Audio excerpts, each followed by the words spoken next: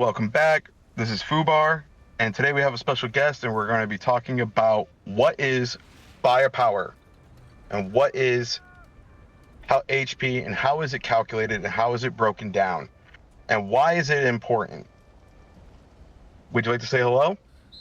What is good, everybody, and welcome back. I have this privilege to be in the same video as Fubar, so he's gonna do all the talking, and I will share with you everything that you need to see. So today we're looking at 44 Mag's account, so we can give a better demonstration because he has some very high-end units. He has some very good parts on the units. So first, Mag's going to click on the word firepower, which is the right over to the side there. He's going to click on it. Now, firepower is actually a statistic that is determined to determine your overall damage. As you can see right here, his damage is 757k. This is unbuffed. This is before officer skills and any officer related things. This right here, 13.3 million power. You might be saying, well, how does it calculate down to 757k damage? Well, that's because you have to actually run a formula to calculate this, and it is, you gotta take the firepower, divide it by the fire rate, and then multiply it by the hit rate, and you're going to get somewhere close to that, and the remainder that is different is actually your buffs buffing your damage and your firepower, so, and also your parts. Now if you look at HP, each HP, as you can see here, is based off the personnel per tank. So roughly with a MBT, you have 17 tanks, so that your total HP is divided amongst the 17 tanks. Now, Death Wish recently did a video covering firepower versus damage. The reason why damage won over the firepower 9 out of 10 times was strictly because firepower is only a statistic that boosts the element of the damage. So you might be seeing a 5% to 10% gain in damage with boosting firepower as a skill tab skill, but if you're boosting damage directly, you're going to have a much higher return in damage by boosting damage directly. That's why he was able to perform at such a high, why that statistic popped up. So remember, always look at damage resist and damage, troop damage, for your skill tabs before you look at firepower. Anything you would like to add on that, 44?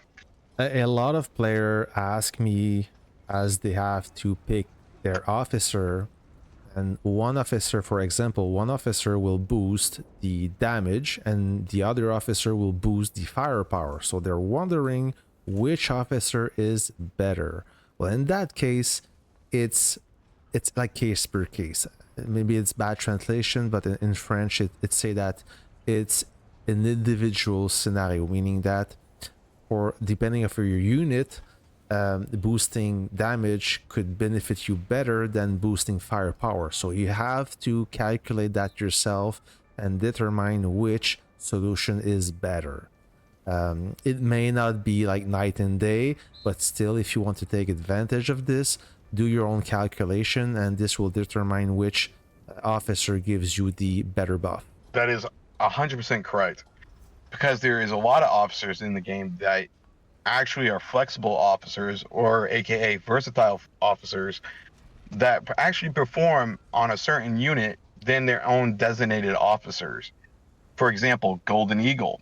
He would work extremely well on an ATG because of his main skill, where he accumulates damage for every 100 millimeters of armor, and he also buffs damage as well as damage resist. So he is a very big powerhouse when it comes to the ATG. Same with Argent Flame.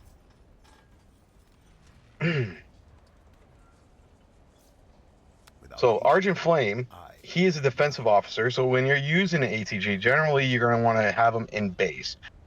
He also, with his Awaken skill, he does an AoE attack, which actually hits 3 targets instead of 1. And he also buffs your aid officers. So you would use Archer Flame in the beginning, and then would have Golden Eagle as an aid to buff Golden Eagle's damage. And this is very, very potent. He is a very potent officer, and that is a very potent pairing for the ATG because of this effect. Because now you're doing a massive amount of damage to multiple units, and your primary target, which is usually the most heavily armored target, is going to be crippled right off the gate. So like MBTs, SH units, even does well against helicopters. The ATG will do the job.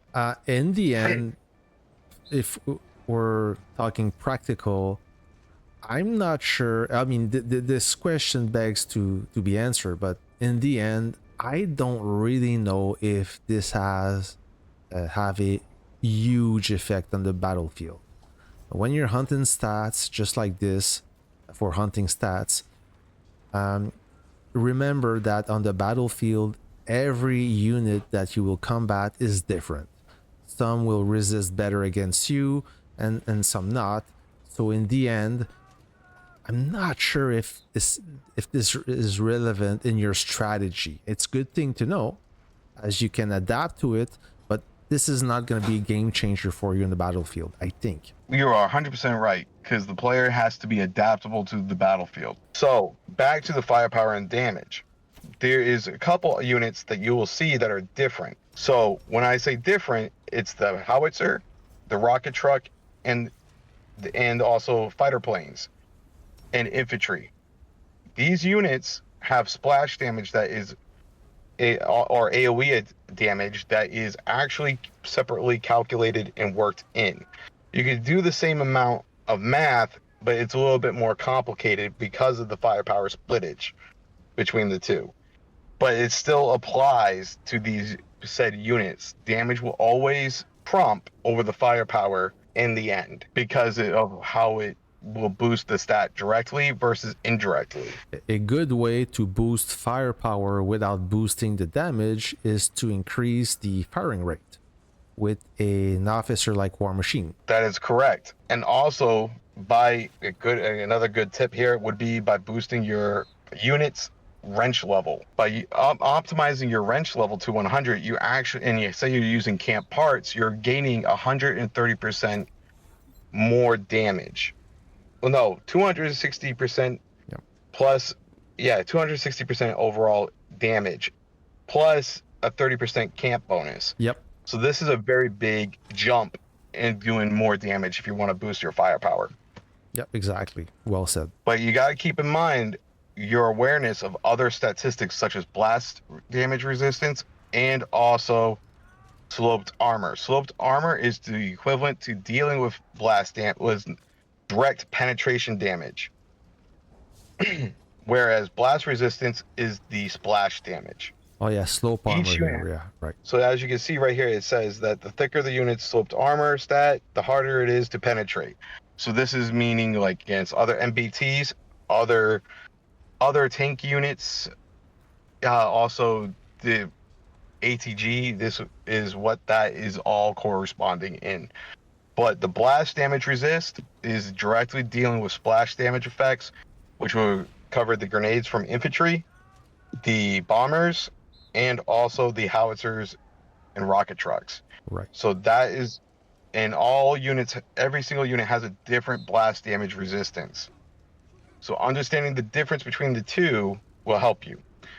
Now, it is actually rumored that stacking damage resist is better than stacking blast damage resist on units because damage resist is covering both splash damage and penetration damage overall. This, however, I have not been able to test yet, but based off my theory, I'm almost 100% sure I'm correct. One thing I want to add while we're talking about the anti-tank gun, to score a bonus, to score a piercing shot, that means that it's penetrating the armor.